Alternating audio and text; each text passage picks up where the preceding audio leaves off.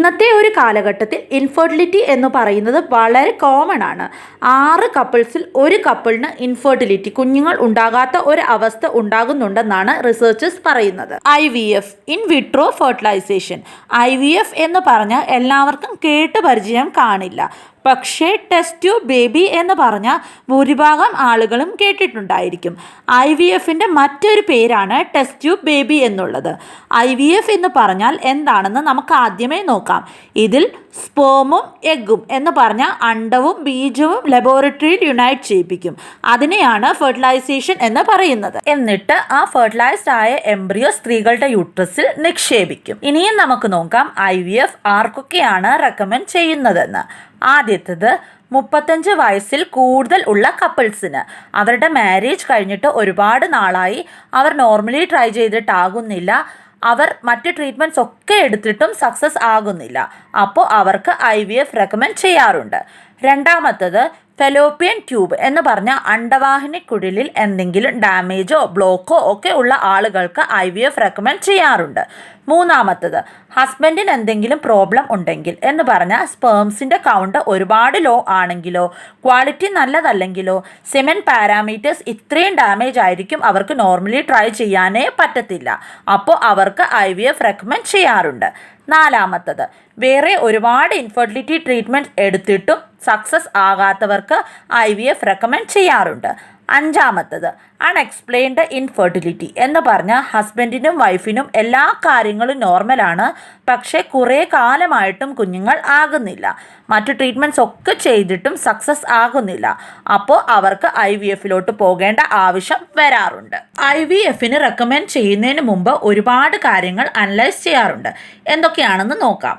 പേഷ്യൻസിൻ്റെ age, എത്ര year ആയി അവരുടെ മാരേജ് കഴിഞ്ഞിട്ട്, എത്ര ഇയർ കൊണ്ട് അവർ നാച്ചുറലി ട്രൈ ചെയ്യുന്നുണ്ട്, എന്തൊക്കെ ട്രീറ്റ്മെൻറ്റ്സ് ആണ് അവർ ഇതിന് മുമ്പ് എടുത്തിട്ടുള്ളത് എന്നൊക്കെ നോക്കിയാണ് ഡോക്ടേഴ്സ് IVFന് റെക്കമെൻഡ് ചെയ്യുന്നത്. ഇനിയും നമുക്ക് IVF എങ്ങനെയാണ് ചെയ്യുന്നത്, അല്ലെങ്കിൽ IVFൻ്റെ സ്റ്റെപ്സ് എന്തൊക്കെയാണെന്ന് സ്റ്റെപ്പ് ബൈ സ്റ്റെപ്പായിട്ട് തന്നെ നോക്കാം. ആദ്യമേ പേഷ്യൻസിൻ്റെ ഇൻവെസ്റ്റിഗേഷൻ ചെയ്യണം.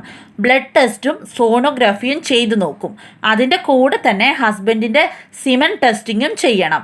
ഇത്രയും ചെയ്തു നോക്കുമ്പോൾ നമുക്ക് മനസ്സിലാക്കാൻ പറ്റും നിങ്ങൾക്ക് എന്ത് ട്രീറ്റ്മെൻ്റ് ആണ് വേണ്ടതെന്നും നിങ്ങൾക്ക് എത്ര ട്രീറ്റ്മെൻ്റ് ആണ് വേണ്ടതെന്നും. അപ്പോൾ നിങ്ങളുടെ IVF ട്രീറ്റ്മെൻറ്റ് സ്റ്റാർട്ട് ചെയ്യുന്നത് ഈ ഇൻവെസ്റ്റിഗേഷനോട് കൂടിയായിരിക്കും.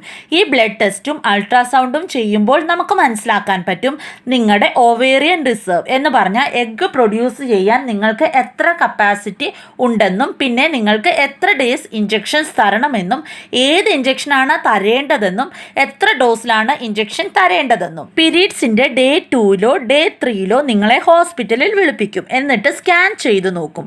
അപ്പോൾ നിങ്ങളുടെ ഓവറീസും യൂട്രസും എല്ലാം പ്രോപ്പർ ആണോ എന്ന് ചെക്ക് ചെയ്ത് നോക്കും. സിസ്റ്റ് ഒന്നും ഇല്ലെന്ന് ഉറപ്പ് വരുത്തും. ആ ഒരു കണക്കിൻ പ്രകാരം ഇഞ്ചെക്ഷൻ എടുക്കാൻ സ്റ്റാർട്ട് ചെയ്യും. ഈ ഇഞ്ചെക്ഷൻ എല്ലാ ദിവസവും എടുക്കണം. അറ്റ്ലീസ്റ്റ് 10 തൊട്ട് 12 ദിവസമെങ്കിലും എടുക്കേണ്ടി വരും.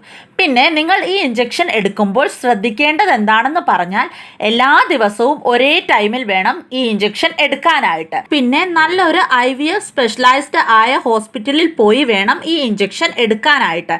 കാരണം ഈ ഇഞ്ചെക്ഷൻ അത്രയും ഇമ്പോർട്ടൻ്റ് ആണ്. ഇതിൽ എന്തെങ്കിലും പ്രോബ്ലം ആയാൽ നിങ്ങളുടെ ഫോളിക്കിൾസ് വരില്ല, IVF സക്സസ് ആകില്ല. ഈ ഒരു കാര്യം പ്രത്യേകം നിങ്ങൾ ഓർക്കണം.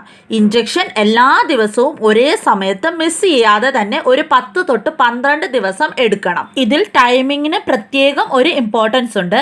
പിന്നെ 3-4 ഇഞ്ചെക്ഷൻ എടുത്തതിന് ശേഷം പിന്നെ ഒരു സ്കാൻ കൂടെ ചെയ്യും. അതിൽ നമ്മൾ എഗ്ഗ് എങ്ങനെയാണ് ഡെവലപ്പ് ആകുന്നതെന്ന് നോക്കും. എഗ്ഗ് നന്നായി ഡെവലപ്പ് ആകുന്നുണ്ടെങ്കിൽ നമ്മൾ ആ ഇഞ്ചെക്ഷൻ അതേ ഡോസിൽ കണ്ടിന്യൂ ചെയ്യും.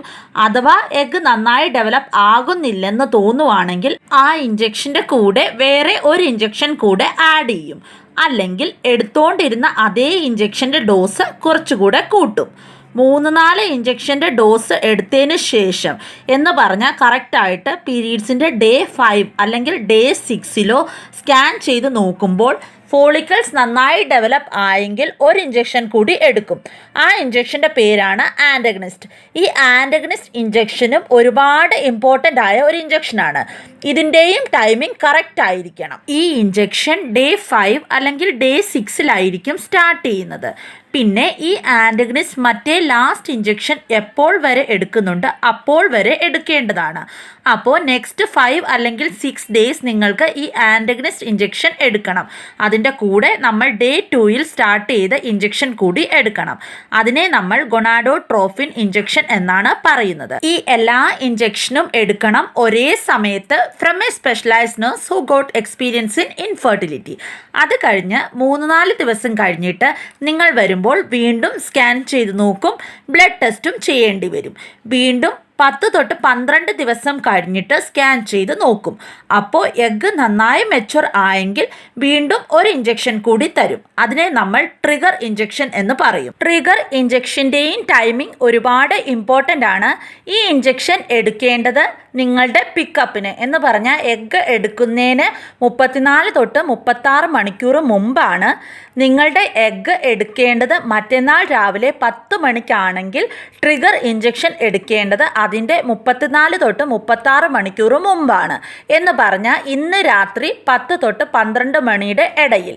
ഇതിൻ്റെയും ടൈമിംഗ് ഒരുപാട് ഇമ്പോർട്ടൻ്റ് ആണ്. ഈ ഇഞ്ചെക്ഷൻ്റെ ടൈമിംഗ് തെറ്റിയാലോ മിസ്സായാലോ നിങ്ങളുടെ എല്ലാ എഗ്സും റപ്ചർ ആകും. അത് കഴിഞ്ഞ് എഗ്ഗ് എടുക്കുന്ന ദിവസം നിങ്ങൾക്ക് 2 മണിക്കൂർ മുന്നേ ഹോസ്പിറ്റലിൽ വരണം. വെറും വയറ്റിൽ വേണം വരാനായിട്ട്. എന്ന് പറഞ്ഞാൽ ഒന്നും കഴിക്കാതെ വേണം ഹോസ്പിറ്റലിൽ നിങ്ങൾ വരാനായിട്ട്. കാരണം ആ ദിവസം നിങ്ങൾക്ക് ചെറിയൊരു അനസ്തേഷ്യ തരും. പെയിൻ ഒന്നും അറിയാതിരിക്കാനായിട്ടാണ് ഈ അനസ്തേഷ്യ നിങ്ങൾക്ക് തരുന്നത്. എഗ്ഗ് ട്രാൻസ് വജൈനലിയാണ് പിക്കപ്പ് ചെയ്യുന്നത്. അതിൻ്റെ കൂടെ തന്നെ സ്കാനിങ് ചെയ്തു നോക്കും. എന്നിട്ട് ആ എഗ്ഗിൻ്റെ കൂടെ പാർട്ട്ണറിൻ്റെ സ്പേംസും കളക്ട് ചെയ്ത് ഫെർട്ടിലൈസ് ചെയ്യിപ്പിക്കും. പാർട്ട്ണറിൻ്റെ സ്പേം എങ്ങനെയാണ് കളക്ട് ചെയ്യുന്നതും അതിൻ്റെ ഡീറ്റെയിൽസും ഒക്കെ ഞാൻ IUIയുടെ വീഡിയോയിൽ വിശദീകരിച്ച് തന്നെ പറഞ്ഞിട്ടുണ്ട്. പിന്നെ ഇതിൽ ICSI പ്രൊസീജിയറും ചെയ്യാറുണ്ട്. ICSI എന്ന് പറഞ്ഞാൽ ഇൻട്രോസൈറ്റോപ്ലാസ്മിക് സ്പേം ഇഞ്ചെക്ഷൻ എന്ന് പറഞ്ഞാൽ മെയിൽ പാർട്ട്ണറിൻ്റെ സ്പേമിൽ നിന്ന് ഏറ്റവും ബെസ്റ്റ് ക്വാളിറ്റി സ്പേം എടുത്ത് ഈ എഗ്ഗുമായി ഫെർട്ടിലൈസ് ചെയ്യിപ്പിക്കും. ഇങ്ങനെ ചെയ്താൽ ഫെർട്ടിലൈസേഷൻ ഫെയിലിയറിൻ്റെ ചാൻസ് കുറയും. അത് കഴിഞ്ഞ് ആ ഫെർട്ടിലൈസ്ഡ് ആയ എംബ്രിയോ സ്ത്രീകളുടെ യൂട്രസിൽ നിക്ഷേപിക്കും. അതിനായി 2 മെത്തേഡ്സ് ഉണ്ട്. ആദ്യത്തേത് ഫ്രഷ് എംബ്രിയോ ട്രാൻസ്ഫറും രണ്ടാമത്തേത് ഫ്രോസൺ എംബ്രിയോ ട്രാൻസ്ഫറും. ഫ്രഷ് എംബ്രിയോ ട്രാൻസ്ഫർ എന്ന് പറഞ്ഞാൽ നമ്മൾ ആ ഫെർട്ടിലൈസ് ചെയ്ത എംബ്രിയോ അങ്ങനെ തന്നെ ഒരു ചേഞ്ചുമില്ലാതെ സ്ത്രീകളുടെ യൂട്രസിൽ നിക്ഷേപിക്കും. ഫ്രോസൺ എംബ്രിയോ ട്രാൻസ്ഫർ എന്ന് പറഞ്ഞാൽ നമ്മൾ ആ ഫെർട്ടിലൈസ് ചെയ്ത എംബ്രിയോ ഫ്രീസ് ചെയ്തിട്ട് നിങ്ങളുടെ റെഗുലർ മെൻസ്ട്രൽ സൈക്കിളിൻ്റെ ഇടയ്ക്ക് യൂട്രസിൽ നിക്ഷേപിക്കും. അപ്പോൾ ഇതൊക്കെയാണ് IVFൻ്റെ പ്രൊസീജിയർ സ്റ്റെപ്പ് ബൈ സ്റ്റെപ്പ്. അപ്പോൾ നമ്മുടെ ഇന്നത്തെ ഈ വീഡിയോയിൽ IVFനെ പറ്റിയിട്ട് ഇത്രയും കാര്യങ്ങളാണ് ഷെയർ ചെയ്യുന്നത്. ഇനിയും നമ്മുടെ അടുത്ത IVFനെ പറ്റിയിട്ടുള്ള വീഡിയോയിൽ IVF ചെയ്യുമ്പോൾ സക്സസ് ആകാനുള്ള ടിപ്സും IVFൻ്റെ മറ്റു കാര്യങ്ങളും ഒക്കെ ഡീറ്റെയിൽ ആയിട്ട് തന്നെ ഷെയർ ചെയ്യാം.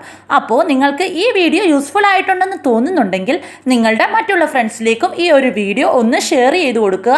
അതുപോലെ നിങ്ങൾക്ക് ഈ വീഡിയോ ഉപകാരപ്രദമായെങ്കിൽ നിങ്ങൾ ലൈക്ക് ചെയ്യാൻ മറന്നു പോകരുത്.